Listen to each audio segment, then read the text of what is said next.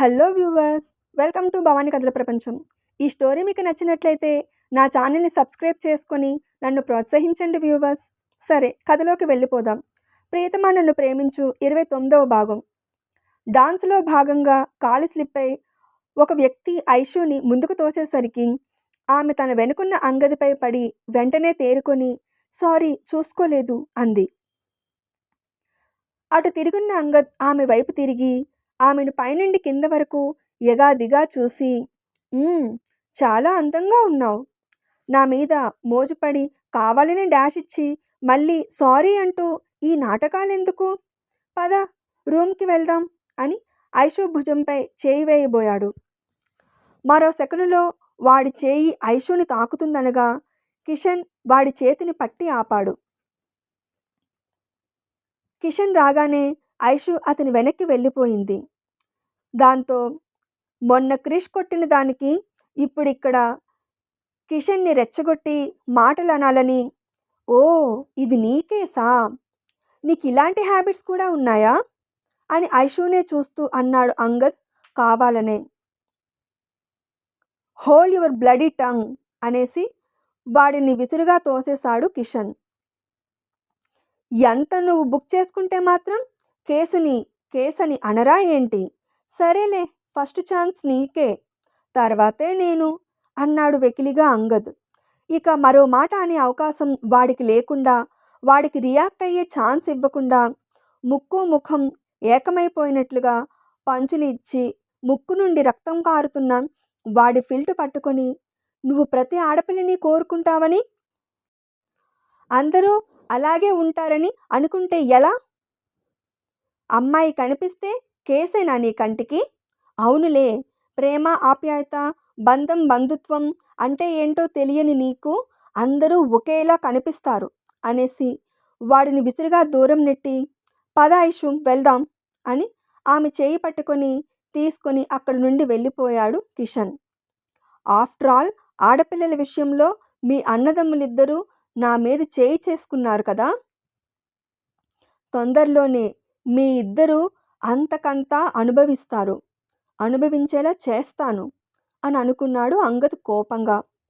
Car దగ్గరకు రాగానే, I'm sorry Aishu, నువ్వు వద్దంటున్నా ఇక్కడికి తీసుకొచ్చాను అని అపాలజీ చెప్పాడు కిషన్. అక్కడ జరిగిన గొడవకు భయపడి ఆమె మాట్లాడకుండా శిలలా ఉండిపోయింది. దాంతో ఐషు అని గట్టిగా కుదిపేసరికి ఈ లోకంలోకి వచ్చినట్లుగా అయ్యి కిషన్ని తేరిపారా చూసి అతన్ని గట్టిగా హక్ చేసుకుంటూ, ఎందుకు అనవసరంగా గొడవ పెట్టుకున్నారు? మీకేమైనా అయితే అని బాధగా అంది. పిచ్చి ఐషు, నాకేమీ కాదు. నిన్ను ఇంకా ఇంకా ప్రేమిస్తూ పెళ్లి చేసుకొని ఓ 4 పిల్లల్ని కని వాళ్ళు కూడా పెళ్లి చేసుకొని వాళ్ళ పిల్లలు కూడా పెద్దయ్యే వరకు నేను ఇలాగే ఉంటాను. నాతో పాటు నువ్వు కూడా ఇలాగే ఉంటావు అన్నాడు. అప్పటి వరకు ఇలా ఎలా ఉంటాం? ముసలివాళ్ళం అయిపోతాం కదా అంది నార్మల్గా. రోజు భోజనం చేస్తే త్వరగా ముసలివాళ్ళం అవ్వమంట అన్నాడు అదో రకంగా. రోజు భోజనం చేస్తున్నాం కదా అంది ఆమెకు అర్థం కాక. నేననేది ఆ భోజనం అని సాగదీస్తూ కళ్ళెగరేశాడు. ఛీ, మీకు అసలు సిగ్గే లేదు అని సుతారంగా తిట్టి కారులో కూర్చుంటూ, మీరు కనిపిస్తున్నంత క్లాసు కాదు అంది. అతను కూడా కారులో కూర్చుంటూ, మనకే సొంతం అనుకున్న వాళ్లతోనే అతి చనువుగా అతి ప్రేమగా ఉండగలం. అయినా నేనేమీ అబద్ధం చెప్పలేదు, అది సర్వే చేసి పెద్దవాళ్ళు చెప్పిన వాస్తవం అన్నాడు. అబ్బబ్బా, ఇంక చాలు, టాపిక్ మార్చండి అంది. నేను మార్చను. నువ్వు అండి మీరు గారు అనడం మానేసే వరకు నేను ఆ టాపిక్కే మాట్లాడతాను అంటూ రోజు ఆ భోజనం అని ఇంకా అంటుండగా చేతితో అతని నోరును మూసేసి, అండి గిండి అనను, ఇంకా ఆపండి ప్లీజ్ అంది. ఆమె చేతిని తీసేసి, కాల్ మీ కిష్ అన్నాడు. ఇంట్లో అప్పుడే మన గురించి తెలియడం నాకు ఇష్టం లేదు అంది డల్గా ముఖం పెట్టి. సరే, అందరూ ఉన్నప్పుడు కిషన్ అని పిలు, ఎవరూ లేనప్పుడు మాత్రం కిష్ అనే పిలవాలి, సరేనా అని కారుని స్టార్ట్ చేశాడు. సాయంత్రం 6:10 అయ్యింది. వైశాలి ఆఫీస్లో ఇంచుమించుగా అందరూ వెళ్ళిపోయారు. ఆమె కూడా వెళ్ళిపోవడానికి ప్రిపేర్ అవుతుంటే సీనియర్ అకౌంటెంట్ కుమార్ గారు హడావిడిగా వైశాలి దగ్గరకు వచ్చి, థ్యాంక్ గాడ్ కనీసం నువ్వైనా ఉన్నావమ్మా అని, వైశాలి నువ్వొక ఫేవర్ చేయాలమ్మా అని అన్నారాయన. ఏంటి సార్ అంది. ఇది వెరీ కాన్ఫిడెన్షియల్ ఫైల్. ఈ ఫైల్ని, ఈ 25 lakhs క్యాష్ని నీ డెస్క్లో ఉంచాలమ్మా అని అన్నారాయన. ఇంత పెద్ద అమౌంట్ నా దగ్గర ఎందుకు? వద్దు సార్ అంది భయంగా.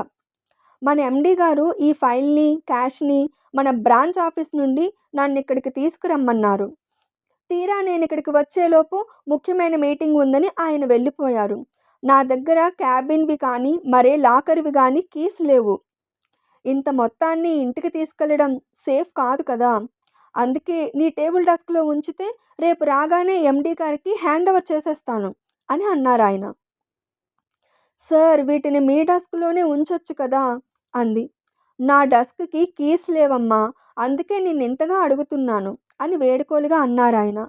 దాంతో ఇష్టం లేకపోయినా సరే అని ఒప్పుకొని వాటిని తన టేబుల్ డెస్క్లో పెట్టి కీస్ వేసేసి ఆమె వెళ్ళిపోయింది. మరునాడు వైశాలి ఆఫీస్కి వచ్చేసరికి కుమార్ గారు ఆమె కోసం వెయిట్ చేస్తూ, ఎండి గారు వచ్చేసారు, త్వరగా ఆ 2 తీసిస్తే ఇచ్చేస్తాను అని అన్నారాయన. సరేనని కీస్ ఓపెన్ చేసి డెస్క్లో చూసింది. ఆమె పెట్టిన చోట ఏవీ కనపడలేదు ఆమెకు. గబగబా అన్ని డెస్క్లు తీసి చూస్తుంటే, ఏమైందమ్మా వైశాలి, ఏంటి ఆలస్యం, త్వరగా ఇవ్వమ్మా అని అన్నారాయన. సార్ ఫైలు క్యాషు కనిపించట్లేదు అంది కంగారుగా. ఆ మాట వినగానే ఊపిరి ఆగిపోయినట్లుగా ఉండిపోయారాయన. సార్ అని గట్టిగా పిలిచింది. ఉలిక్కి పడినట్లుగా అయి, ఏంటమ్మా నువ్వంటున్నది, ఫైలు క్యాషు కనిపించకపోవడం ఏంటి అన్నాడు. అదే సార్ నాకు అర్థం కావడం లేదు. వేసిన తాళం వేసినట్లుగానే ఉంది, కానీ అవి కనిపించట్లేదు అంది. 10 పరక కాదమ్మా, 25 లక్షలు. అది చిన్న మొత్తం కూడా కాదు. పైగా ఆ ఫైల్ కూడా చాలా ముఖ్యమైనది.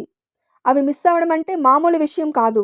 దీనికేంటి నీ సమాధానం అని అడిగారాయన. ఏంటి మీ ఉద్దేశం సార్ అంది ఆవేదనగా.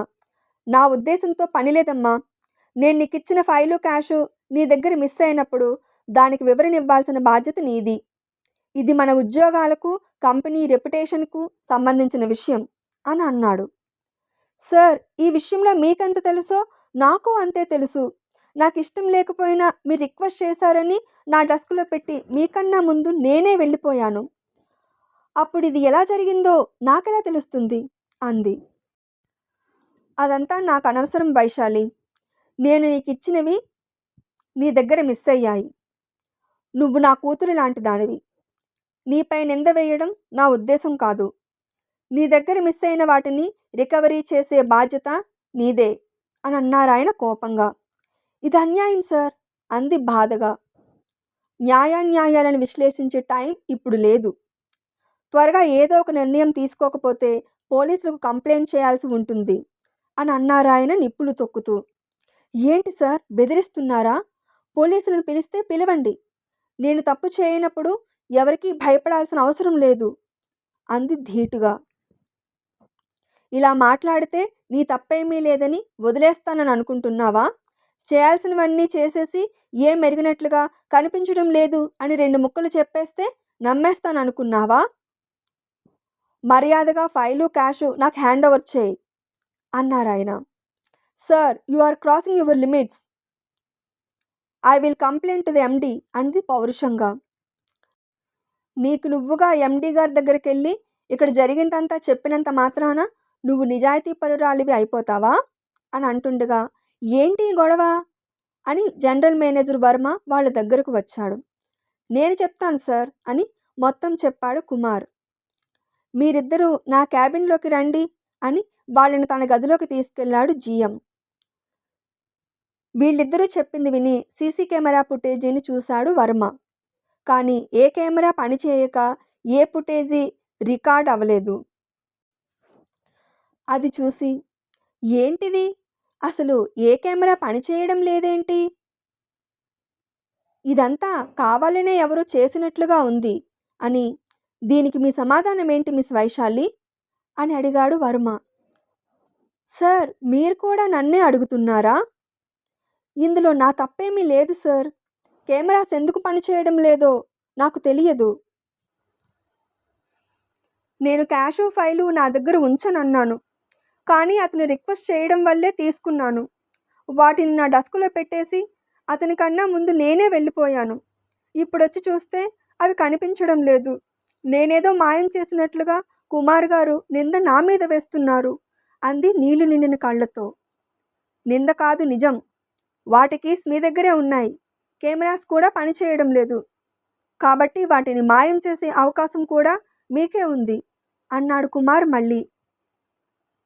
మీరుండండి కుమార్ గారు అని మిస్ వైశాలి, తప్పు జరిగిపోయింది. అది కూడా మీ దగ్గర ఉంటుండగా మిస్ అయ్యింది కాబట్టి మీరు దీనికి బాధ్యత వహించే తీరాలి. ఇప్పటికిప్పుడు అర్జెంటుగా 10 లక్షలు కట్టేస్తే మిగిలిన 15 లక్షలకు 10 రోజులు టైం ఇస్తాను. ఇకపోతే ఫైల్, అది చాలా ముఖ్యమైన ఫైల్ కాబట్టి దాన్ని వెతికి తెచ్చే బాధ్యత కూడా మీదే. మీకు గంట టైం ఇస్తున్నాను. ఏ విషయం ఆలోచించుకోండి. నేను చెప్పింది మీకు నచ్చకపోతే పోలీసులకు కంప్లైంట్ చేస్తాను. అప్పుడు నిజానిజాలు వాళ్లే బయటకు లాగుతారు. అప్పుడు మీ పరువుతో పాటు కంపెనీ పరువు కూడా పోతుంది. అలా కాకూడదనుకుంటే అమౌంట్ కట్టేయండి అన్నాడు వర్మ. వర్మ చెప్పిందంతా విని, నేనెందుకు సార్ అమౌంట్ కట్టాలి? అలా చేస్తే మీరంతా అనుకుంటున్నట్లు నేను దొంగతనం చేసినట్లే కదా అర్థం అంది విసురుగా. నా ఉద్దేశం అది కాదు వైశాలి అన్నాడు వర్మ. ఇంకేంటి సార్? కుమార్ గారు డైరెక్ట్గా అన్నదే మీరు ఇండైరెక్ట్గా అన్నారు. ₹1 కూడా కట్టను.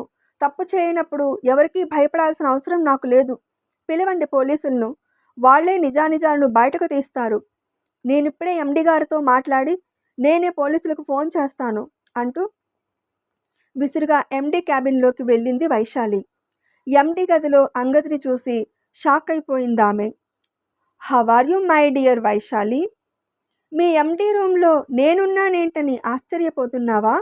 నీకోసమే, కేవలం నీకోసమే 75% షేర్స్ కొని హోల్ నైట్లో ఈ కంపెనీకి ఎండీనయ్యాను. నీ జీవితాన్ని నాశనం చేయాలని ఆ రోజు ప్లాన్ చేస్తే ఆ క్రిష్ గాడు నన్ను కొట్టి హాస్పిటల్ బెడ్ ఎక్కించాడు. వాడు నిన్ను ప్రేమిస్తున్నాడంట కదా, కానీ నువ్వు నాకే దక్కాలి. అందుకు ఏ దారిని వదలను నేను అని. ఇప్పుడు చెప్పు, నీ ప్రాబ్లం ఏంటి? ఏదో చెప్పాలని వచ్చావు అన్నాడు. వాడిని ఇక్కడ చూడగానే తనకు వచ్చిన సమస్యకు కారణం వీడే అని ఆమెకు అర్థమైపోయింది. దాంతో ఆమె పెదవి విప్పలేదు. నన్ను చూడగానే నీ గొంతు మూగబోయిందా వైశాలి? నువ్వెందుకు వచ్చావో నేను చెప్పనా? నీ హ్యాండ్ ఓవర్లో ఉన్న క్యాష్ ఫైలు పోయాయి.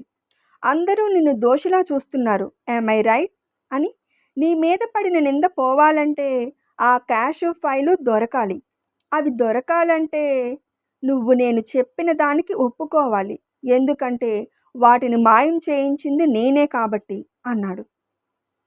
ఆ మాటకు నాకు అర్థమైంది అన్నట్లుగా చూసింది. పొగరుబోతు లాంటి నిన్ను బలవంతంగా నా ఇష్టానికి అనుభవించే కన్నా నీకు నువ్వుగా నా దగ్గరకు వచ్చి లొంగిపోయినప్పుడే కదా నా పంతం, నీ పొగరు అణుగుతాయి. నీకు నువ్వుగా నాకు లొంగిపోవాలి.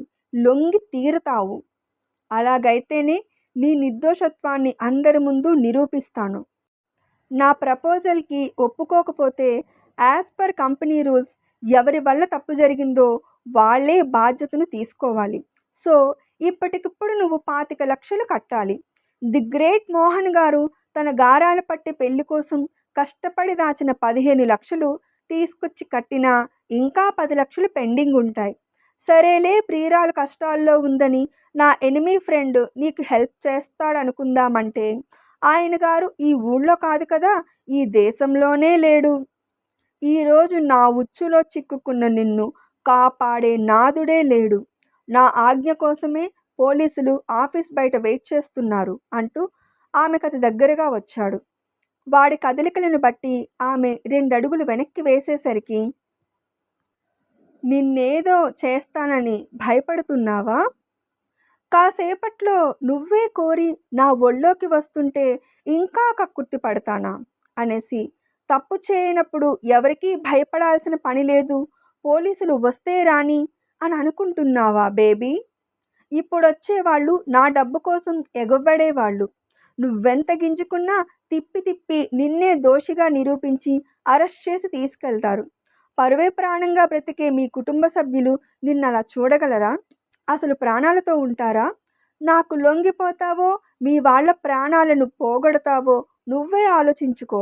నేను వర్మలాగా నీకు గంట టైం ఇవ్వను. నాకంత ఓపిక లేదు. నీకు 10 నిమిషాలే టైం ఇస్తున్నాను. ఈ ప్రపంచంలో ఎవరికైనా ఫోన్ చేసుకో, ఎవరి సహాయమైనా తీసుకో, కానీ కేవలం 10 నిమిషాలే నీకు టైం అన్నాడు. అంగద్ మాటలు విని శిలాప్రతిమలా ఆ గదిలో నుండి బయటకు వచ్చిన వైశాలికి ఆఫీస్లోకి పోలీసులు రావడం కనిపించింది. పోలీసులను చూడగానే ఎక్కడికక్కడ స్టాఫ్ అంతా పని మానేసి లేచి నిలిచున్నారు. పోలీసులకు ఎదురెళ్ళి జరిగిందంతా చెప్తూ వాళ్ళను వైశాలి దగ్గరకు తీసుకొచ్చాడు కుమార్. మీకెవరి మీదైనా అనుమానం ఉందా అని అడిగాడు ఇన్స్పెక్టర్ రవి. నాకు ఈవిడి మీదే అనుమానం. మీరు కెమెరా ఫుటేజీ కూడా చూశారు కదా. ఏ ఆధారం లేకుండా చేసి ఈమె వాటిని దొంగిలించింది. కావాలంటే ఈ సైన్ అవుట్ రిజిస్టర్ చూడండి. అందరికన్నా లేటుగా ఈమె వెళ్ళింది అన్నాడు కుమార్. కుమార్ అలా అనగానే స్టాఫ్ అంతా ఆశ్చర్యంగా వైశాలి వైపు చూశారు. మేడం, దీనికి మీ సమాధానం ఏంటని అడిగాడు రవి.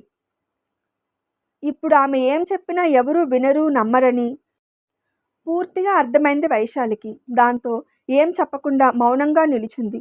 తన క్యాబిన్లో నుండి బయటకు వచ్చి వైశాలికి ఎదురుగా నిలబడి ఆమెనే చూస్తున్నాడు అంగద్. మేడం, అలా తలదించుకొని మౌనంగా ఉంటే లాభం లేదు. తలపైకెత్తి సమాధానం చెప్పండి అన్నాడు రవి. ఇంకా అలా అడుగుతారెందుకు సార్? మౌనం అంగీకారం.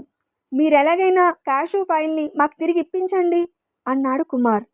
Okay madam, your under arrest అని బేడీలను చూపించాడు రవి. నీలి నిండిన కళ్ళను పైకెత్తి చూసేసరికి సో సాడ్ అని లిప్ మూమెంట్ చేస్తున్న అంగద్ కనిపించాడు ఆమెకు. ఇంకా ఉంది. ఇప్పుడు వైశాలి ఏం చేస్తుంది? తన నిర్దోషత్వాన్ని ఎలా నిరూపించుకుంటుంది?